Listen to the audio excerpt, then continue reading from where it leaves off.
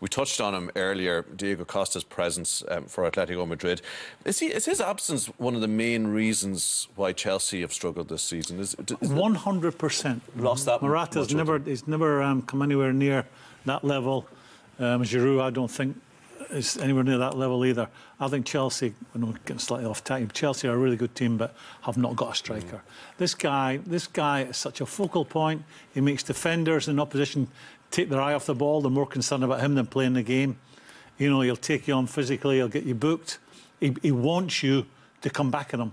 I get the impression watching him play sometimes, when he gets bored, there's nothing happening, he thinks, I'm just going to leave a bit on someone, see if I can stir the pot a bit. Yeah.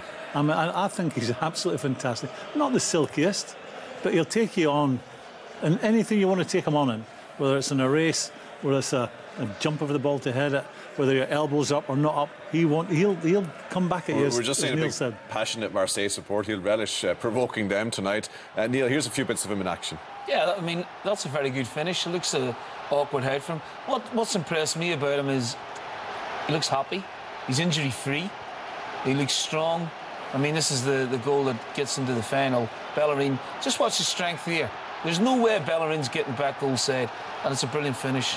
You'd always fancied him. And I think Simeone has got him in a happy place. I mean, his first spell there was very successful. He looks really happy again. Yeah, the final back in 2014, Brian, where he had the hamstring injury, did everything to try and recuperate, and he had to go off after 8 minutes. So he's got a bit of unfinished business in European finals. Yeah, for sure. But you know, typically of the team, even though he went off in the early stages of the match, they led the game until the third minute of injury time. Ramos pulled out the goal for Real Madrid. It looked like they were actually going to win it, even without him. They missed him for the semi-final against Arsenal. He was injured for the first leg, came back for the second leg, and does the stuff, gets the goal that we were just saying there to win the second leg. So he is the focal point of the team. And remember, they had to wait for 6 months for him to play. He was on strike. That's right, yeah. The situation with Chelsea where he just didn't go back, and they couldn't actually get him until January. So he hasn't scored that many goals since he's come back, but he's just such a better option than Torres,